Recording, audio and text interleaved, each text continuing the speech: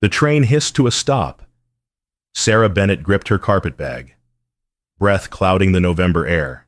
The platform sign read Hartwell Station, not Cutter's Pass. Her heart sank like a stone in deep water. She'd fallen asleep, missed her stop. Evening was coming fast. The platform stood nearly empty, just a weathered bench, a lone telegraph pole, and cold wind crossing the rails. She had no money for a hotel, no friends in this town, nowhere to go as darkness gathered. A small voice broke her panic. "Miss, are you lost?" Sarah turned. A girl in a faded blue coat stood there, eyes wide as winter moons. 7 years old, maybe 8. Blonde braids, serious face, but something gentle in her gaze. Yes, Sarah admitted. I missed my stop. Ibor, the girl studied her with the strange wisdom children sometimes carry. You look cold and sad. Sarah managed a smile, though it trembled. I suppose I am both. Papa's coming soon, the girl said. He won't mind helping. That's what folks do out here, help when someone needs it. Before Sarah could protest, the sound of hooves and wheels approached. A black carriage rolled up, drawn by 2 sturdy horses. The door opened. A tall man stepped down. He wore a dark coat, quality wool, silver threading his temples. His face was carved from hard years' strong jaw, weathered skin, eyes the color of winter sky. But it was the grief Sarah noticed first, old and deep, worn into every line. The girl ran to him. Papa, this lady needs help. She got off at the wrong station. The man's gaze moved to Sarah. He took in her worn dress quality once, now threadbare her single carpetbag. The way she stood straight despite fear. He nodded once. Ma'am, I don't want to impose. Sarah began. If you could just point me toward nearest hotels 10 miles south, he said, voice low and steady. Be dark in an hour. We can offer shelter tonight. The girl beamed. See, I told you. Sarah hesitated. She'd learned to be wary of men who offered help, but this man's eyes held no threat, only exhaustion that matched her own. Thank you, she whispered. I'm Sarah Bennett. Garrett Hartwell. He gestured to his daughter. This is Emma. Emma took Sarah's hand without hesitation, pulling her toward the carriage. Come on, it's warmer inside. The ride was quiet. Emma filled the silence with chatter about the ranch, the horses, the weather. Garrett kept his eyes on the road. Sarah watched the landscape roll past endless plains, fence lines, distant mountains touched by dying light. The carriage crested a hill. Below, a sprawling ranch house came into view. Grand, well kept, but something about it felt hollow. Only one window showed lamplight. The rest stood dark. Emma's voice dropped to a whisper. Mama used to light all the lamps. Papa only lights one now. Sarah's throat tightened. She understood that kind of grief, the kind that turns a home into a tomb. Garrett pulled the horses to a stop. He climbed down, offered his hand to help her descend. His grip was brief, careful, as if he'd forgotten how to touch another person. The front door opened. Warmth rushed out, but it wasn't welcome, just heat from a fire that burned for duty. Not comfort. Sarah stepped inside and felt the weight of 3 years' silence pressing down like snow on winter branches. The house was beautiful and empty. High ceilings, fine furniture covered in thin dust, a grand staircase leading to shadowed halls. Everything spoke of wealth, but nothing whispered of life. Emma took Sarah's hand. I'll show you your room. They climbed the stairs, Garrett following at a distance. Emma pushed open a door on the 2nd floor. This was Mama's sewing room, she said softly. Sarah stepped inside. Lace curtains filtered the fading light. A cedar chest sat beneath the window. On the dresser, a silver locket gleamed delicate, expensive, loved. Your mother's? Sarah asked gently. Emma nodded, tears brightening her eyes. Papa keeps it here. Says it's where she was happiest. Sarah touched the locket with reverence. She had good taste. She had a good heart, Garrett said from the doorway. His voice carried the weight of a man still talking to a ghost. I'll leave you to settle in. Dinner in an hour. He disappeared before Sarah could thank him. Emma lingered. Don't mind Papa. He's not mean, just quiet since Mama left. I understand, Sarah said. And she did. Dinner was set in a dining room too large for 3 people. The table could seat 12. Only 3 places were laid first time in years. Sarah guessed that more than 2 chairs were needed. Garrett sat at the head, Emma to his right, Sarah to his left. The meal was simple but good roast chicken, potatoes, bread. Emma chattered, asking Sarah questions. Where was she from? Did she have family? What was Denver like?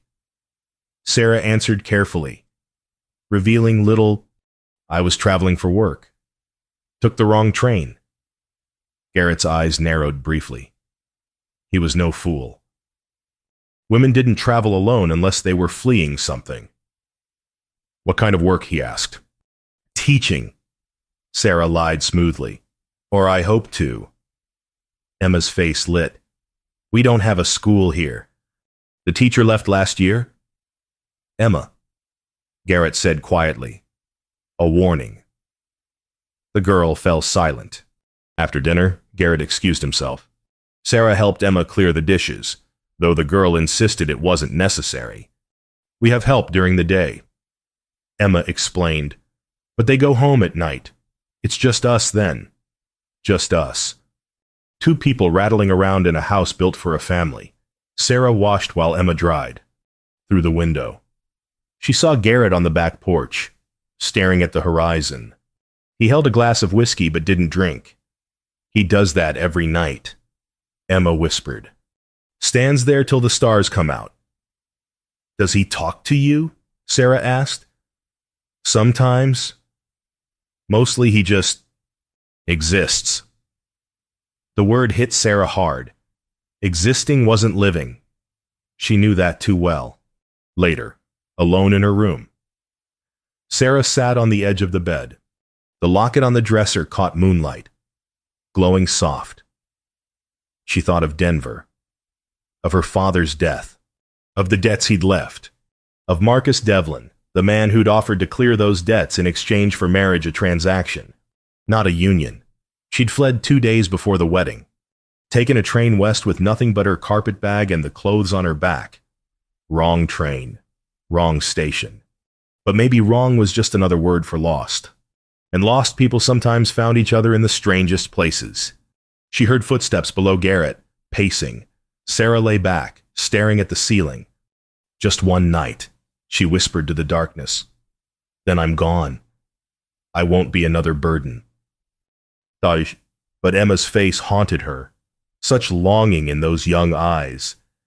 Such desperate hope for warmth in a house that had forgotten how to hold it. Sarah closed her eyes.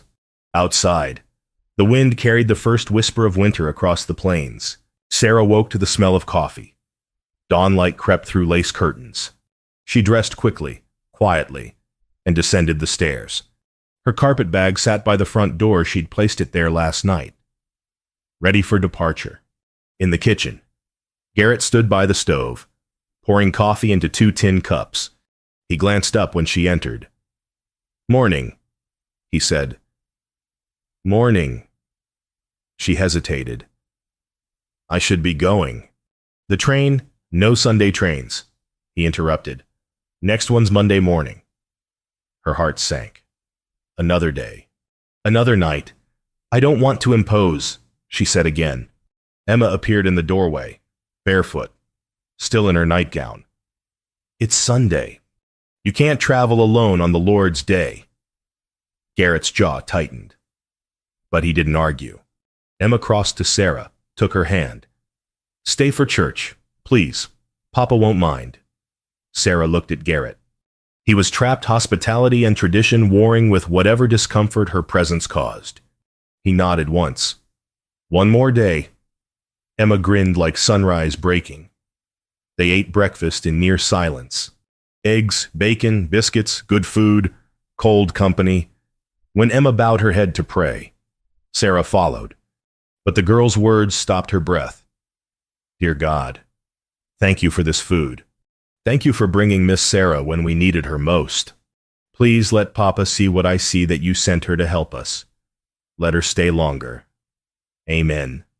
Garrett's knuckles went white around his fork. Sarah's eyes burned with tears she couldn't shed. Emma ate, oblivious to the earthquake her prayer had caused. After breakfast, Garrett excused himself. Sarah watched through the window as he grabbed an axe and attacked the woodpile with fury barely restrained. Each strike was violence against grief. Emma tugged Sarah's sleeve. He gets like that sometimes, when he's fighting with himself. Fighting about what? About being sad forever or trying to be happy again? Emma's voice was old beyond her years. Mama told me before she went to heaven, she said, "Don't let Papa disappear into his sadness. Emmy, make him remember joy." Sarah's throat ached. You're very wise. I'm just a kid, but I know when God sends someone to help. At noon. Sarah found Garrett resting on the porch steps, sweat cooling in the autumn air. She brought him water. He drank without looking at her. Mr. Hartwell, she began carefully. I could stay a few more days, help with the house, earn my passage west. He set the cup down, stared at his hands, rough, scarred, strong, hands that had built this ranch, buried a wife, raised a daughter alone. 3 days, he said finally. Then the morning train? Relief and something else, something dangerous like hope fluttered in Sarah's chest. I'm good with mending, cooking, she offered. I won't be trouble. Trouble's not what I'm afraid of. Ma'am. Then what are you afraid of? He looked at her then. Really looked. His eyes were winter blue. Haunted. Human. That 3 days won't be enough. The words hung between them like a confession. Sarah didn't know what to say. So she sat beside him on the steps, and they watched the land stretch wide and silent under November sun. Inside, Emma peeked through the curtain, smiled, and whispered a prayer of thanks. That evening, Sarah moved her carpet bag from the door to the corner of her room. Small gesture. Significant shift. Downstairs. Garrett stood in his study, staring at Florence's portrait. Blonde hair, bright smile, alive. 3 days. Flow. He murmured, then she's gone, and we go back to quiet. But quiet suddenly felt like drowning. He poured whiskey, didn't drink. Outside, the first stars appeared cold, distant, indifferent. Inside, something fragile and dangerous stirred, something that felt almost like hope. By Monday evening, the house had changed. Not the walls, the air. Emma's laughter, absent for so long, echoed through rooms like bells at Sunday service. Sarah mended clothes at the kitchen table while Emma played nearby. The girl chattered endlessly, asking questions, telling stories, giggling at her own jokes. Garrett stood in the hallway, unseen, listening. He'd forgotten what joy sounded like, forgotten that this house could hold anything besides memory and silence. Sarah's hands moved quick and sure needle through fabric, thread pulled tight, small rips made whole again. She hummed while she worked, an old hymn, soft and low. Emma climbed into her lap. Will you teach me that song? Of course. Their voices blended woman and child, harmony and hope. Garrett's chest tightened. He turned away before they could see him, walked to the porch, gripped the railing, breathed the cold air like medicine. Florence, I'm trying to keep my promise, but I feel like I'm betraying you. Is this wrong, or is this what you meant? The wind gave no answer. Tuesday morning. Sarah woke before dawn. She brewed coffee, set 2 cups on the porch rail, and waited.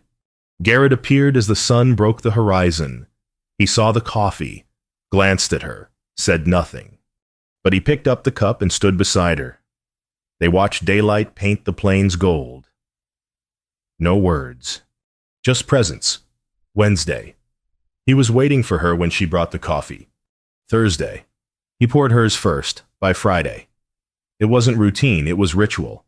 Sarah found Emma's doll torn, stuffing spilling out. The girl cried like her heart was breaking. Mama made her. Emma sobbed. I can't lose her too. Sarah held the girl close. I can fix her. I promise. That night, Sarah stayed up late, lamp burning low, needle working tiny stitches. She used thread from Florence's sewing basket, careful, reverent, making the repairs nearly invisible. She fell asleep in the chair. Doll cradled in her lap. Garrett found her there at midnight. Lamplight soft on her face. Dark hair loose around her shoulders. Exhaustion written in every line. He stood watching. Something in his chest cracked open, not breaking, but thawing. He fetched his coat, draped it over her shoulders. His hand lingered a moment too long. She stirred but didn't wake. He left before dawn, before she could see what his face might reveal. Saturday afternoon. Emma and Sarah baked bread. Flour dusted their noses. They laughed, mixing dough, shaping loaves. Garrett watched from the doorway, hidden, hungry for what they had, ease, lightness, life. Emma looked up, saw him. Papa, come help. He nearly refused, but Sarah smiled, tentative, warm, and he couldn't say no. He washed his hands, joined them at the table. Emma handed him dough to knead. His big hands, built for rough work, moved clumsily through the soft mass. Sarah's fingers brushed his, guiding. Like this, gentle but firm. Their eyes met, held. Something passed between them, recognition, understanding, danger. Emma giggled. You're terrible at this, Papa. Guess I am. But he kept kneading, kept standing close, kept breathing in the scent of flour and hope. That night, after Emma was asleep, Garrett walked to Florence's grave, just beyond the back fence, beneath an old cottonwood, simple headstone, her name, her years too few. He knelt, touched the cold marble. She's good to Emma. Flo.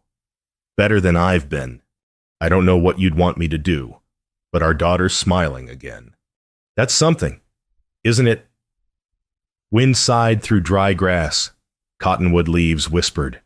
It felt like answer, like permission, like blessing. He stood, looked back at the house. Light in every window now. Sarah had lit them all, said it was wasteful to live in darkness when lamps were made for burning. The house looked alive again. He took a long breath, steadied himself, and walked back toward the light.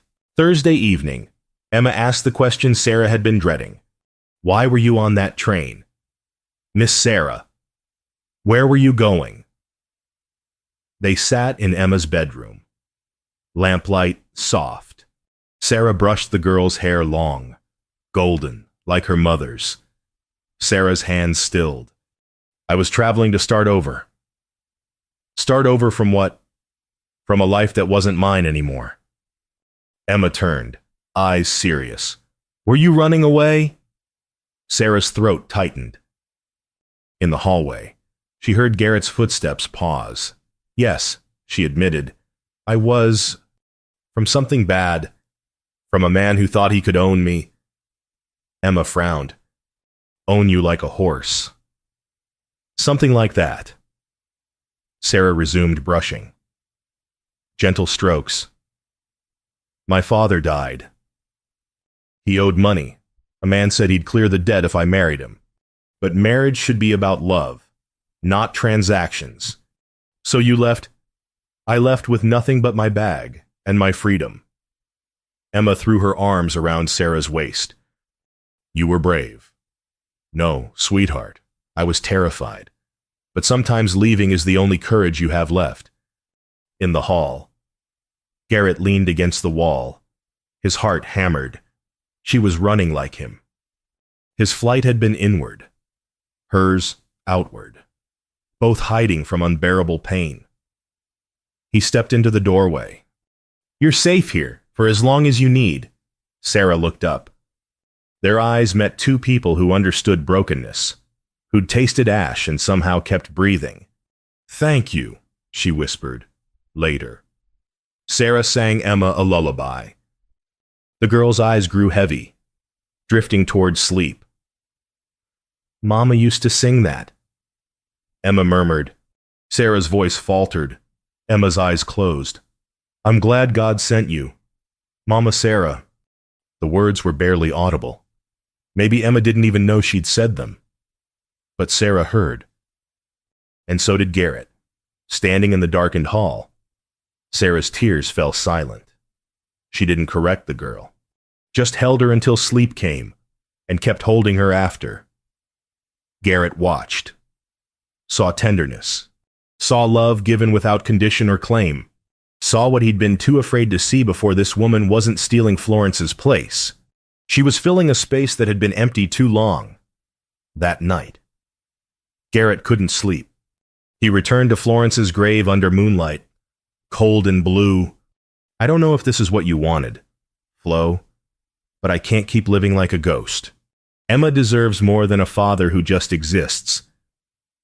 And Sarah, she suffered too. Maybe we're meant to heal each other. Maybe that's how grace works, through broken people, finding broken people, and somehow making something whole. Silence, then peace, deep and strange. Like Florence's voice in the wind saying what he needed most to hear. Live. Garrett, I'm gone. You're not. Live. He knelt, touched the earth above her. Thank you. He stood, walked back to the house, stood outside Sarah's door, hand raised to knock. Wanted to tell her she could stay. Not 3 days. Forever. But fear choked the words. He lowered his hand, walked away. Inside, Sarah leaned against the door, heart pounding. She'd heard his footsteps, heard him stop, waited, hoping he'd knock. He didn't.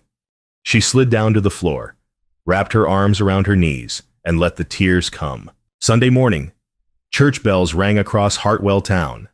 Sarah, dressed carefully in one of Florence's old dresses Emma had insisted, had pulled it from the wardrobe with reverent hands.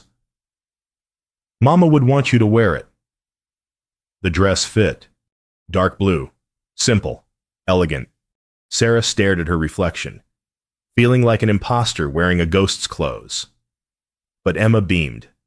You look beautiful. Garrett said nothing, but his eyes lingered a moment too long.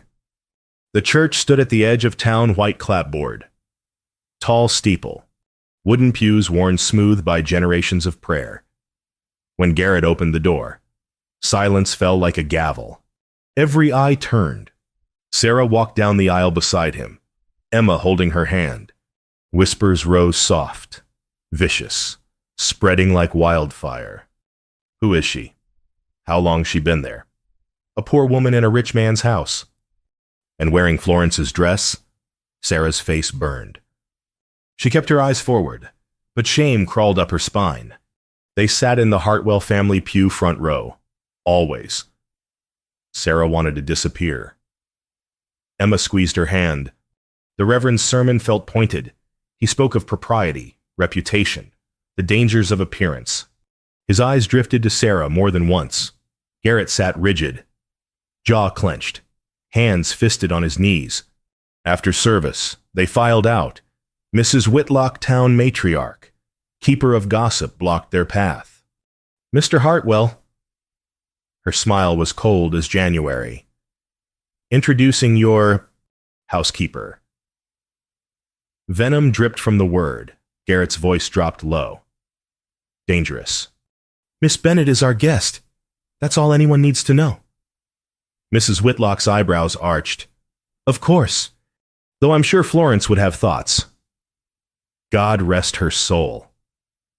Sarah flinched like she'd been struck. Emma's face crumpled. Don't talk about my mama that way. Mrs. Whitlock ignored her. The town has standards, Mr. Hartwell, for the child's sake. The child's sake is my concern, not yours. He took Sarah's arm, guided her toward the carriage. Emma followed, tears streaming. Behind them, whispers multiplied. The ride home was silent as death. Emma cried quietly. Garrett stared straight ahead, fury and fear warring in his chest. Sarah felt shame like poison spreading through her veins.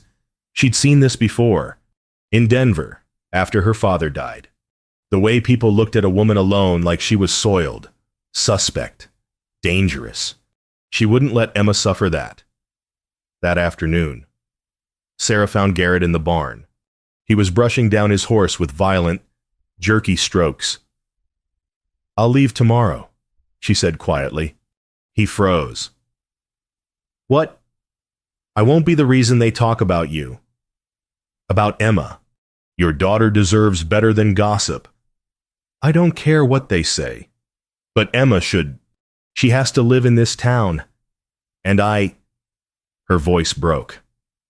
I've brought scandal before. I won't do it again. Garrett turned, searching her face. He wanted to fight. Wanted to rage against the small-mindedness, the cruelty. But fear was louder than courage. If that's what you think best, he said. The words tasted like ash. Sarah heard it as agreement. As dismissal. Thank you for your kindness. Mr. Hartwell, I'll be gone by dawn. She walked away before he could see her cry. Upstairs, Emma heard everything. She ran to her room, sobbing into her pillow. Garrett followed, found her clutching Florence's locket, silver, worn, precious. Papa, why? She choked out. God sent her, I know he did. Why are you letting her go? Emma, you're scared. You're scared to be happy again. And now she's leaving. And we're going to disappear. Just like she said. The words hit him like bullets. He sat on the bed, pulled his daughter close. She cried into his chest years of grief, years of loneliness, pouring out, and he had no answer, no defense. Just the awful realization that fear was killing them both. Dawn broke gray and cold. Snow threatened in the heavy sky. Sarah's carpetbag sat by the door, latches closed. She'd packed in darkness, moving quietly so Emma wouldn't wake. On the dresser, she'd left Florence's locket untouched, final respect, final goodbye. In the kitchen, coffee brewed, but no one came. The house held its breath. Upstairs, Emma refused to come down. Garrett climbed the stairs, knocked softly. Emmy, you need breakfast. I'm not hungry. He opened the door. She knelt by her bed, hands clasped, praying aloud. Her voice raw, desperate. God, I know Mama's with you. But Papa's still here, and he's so lonely. Please don't let Miss Sarah leave. Let him see what I see. She's the answer. Not to replace Mama, but to help us stop disappearing. Please, God, please. Garrett stood frozen. Tears he hadn't shed since Florence's funeral broke free. They ran hot down his face, unstoppable. Emma's words stopped disappearing, shattered the walls he'd built around his heart. He remembered Florence's last breath, her last words. Don't let grief be Emma's inheritance. Garrett, promise me joy will come again. Promise me you'll live. He'd failed that promise. Hidden behind duty, wealth, isolation. Let fear dress itself up as loyalty. But Emma was right. They were disappearing, and Sarah brave. Broken Sarah had brought them back from the edge without even knowing it. Garrett entered the room, knelt beside his daughter. Emma opened her eyes, saw his tears. Papa. You're right, little one. His voice cracked. I've been a coward, afraid to live because I thought it meant forgetting Mama. Loving Miss Sarah doesn't mean forgetting. Emma threw her arms around his neck. It means keeping Mama's promise. When did you get so wise? Mama told me before she went to heaven. She said, love doesn't run out. Emmy, it just grows bigger. There's always room for more. Garrett held his daughter and wept. For Florence. For lost time. For the woman downstairs who'd shown them light again. Come on, he said, standing.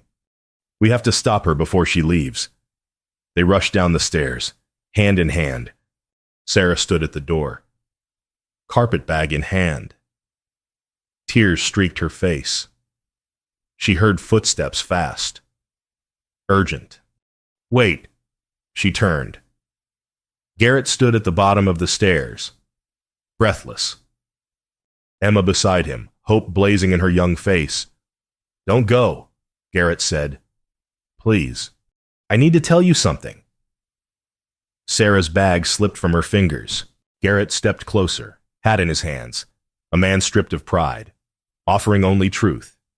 Miss Bennett, Sarah, I need to say this before I lose my courage. His voice shook. Sarah had never seen him vulnerable before. It broke her heart and mended it at once. 3 years ago, I lost my wife, and I thought losing her meant I lost the right to happiness too. That loving again would be betraying her memory. He took a breath. Emma gripped his hand. But my daughter prayed this morning. She said I've been disappearing. And she's right. I've been so afraid of forgetting Florence that I forgot how to live. His eyes met Sarah's, blue and clear and terrified. You walked into our lives by accident or providence. I don't know which, but you brought light back. Not to replace Florence. Never that. But to remind me what living looks like. He moved closer, near enough that Sarah could see the silver at his temples, the lines around his eyes, years of grief worn into his skin. Emma needs you. She needs a mother who sees her, who laughs with her, who makes this house feel like home again. His voice dropped to a whisper. And God help me. Sarah, I need you too. Not as a guest, not as help. I'm asking you to stay. As family. Sarah trembled. Tears spilled down her face. Garrett, I have nothing. No money, no name. No, you have everything that matters. He reached for her hand, held it gently. You have kindness. You have courage. You fled a man who tried to cage you. And you have my daughter's heart. He paused, swallowed hard. Mine too, if you'll have it. Emma stepped forward, looked up at Sarah with shining eyes. Miss Sarah, Papa's asking you to be my mama. Will you please? Sarah crumbled, dropped to her knees, gathered Emma in her arms. The girl clung to her, sobbing with relief. Sarah looked up at Garrett through her tears. Are you certain the town will talk? Let them. His voice was steel-wrapped in velvet. I'd rather face gossip with you beside me than face silence alone. I'm not her, Sarah whispered. I can't be Florence. I'm not asking you to be. He knelt beside them, his hand covering both of theirs.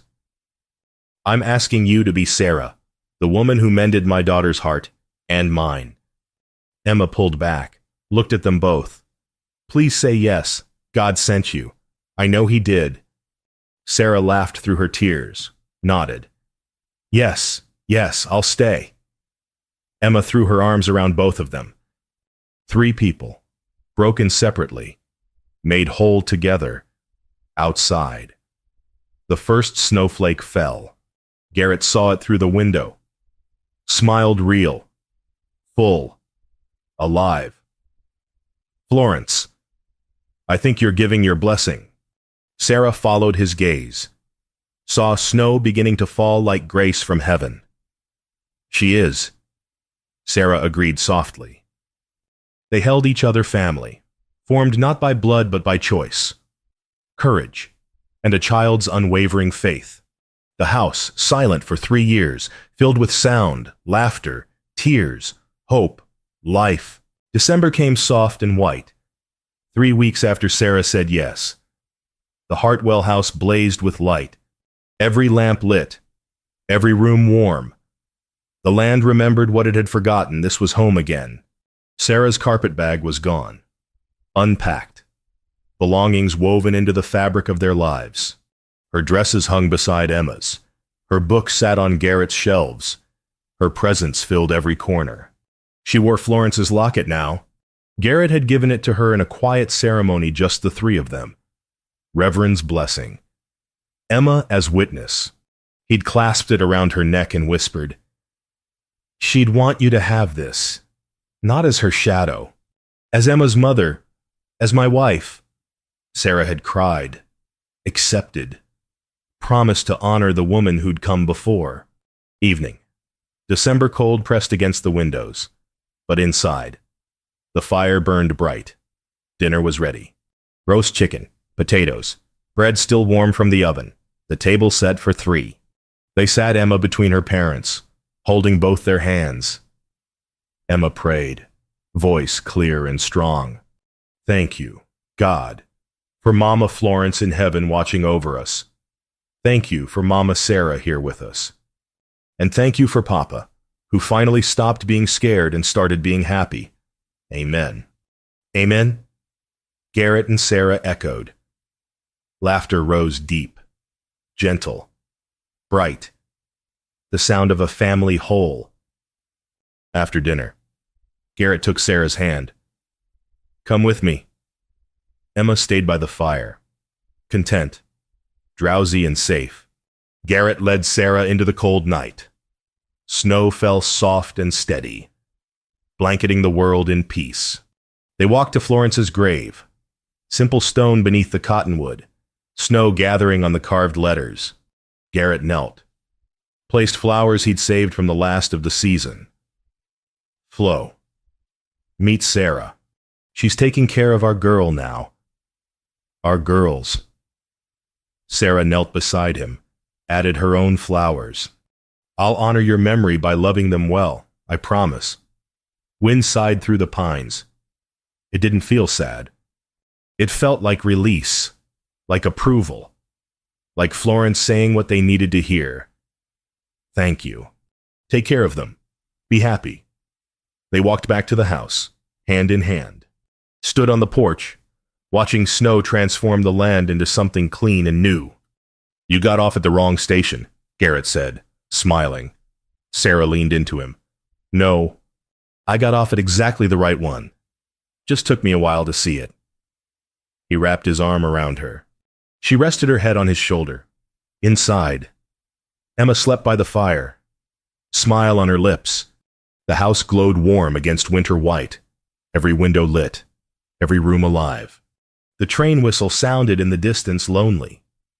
Distant, irrelevant. Sarah would never board it again.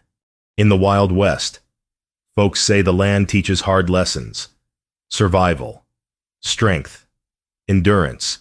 But sometimes, it teaches gentle ones too, that wrong turns can lead home. That grief and joy can live side by side. That love doesn't replace it, continues, grows, makes room for more. And sometimes, when a child prays and a man finds courage and a woman chooses to stay, God answers in snowfall and second chances. The Hartwells stood together, watching the world turn white. A family, hope, home,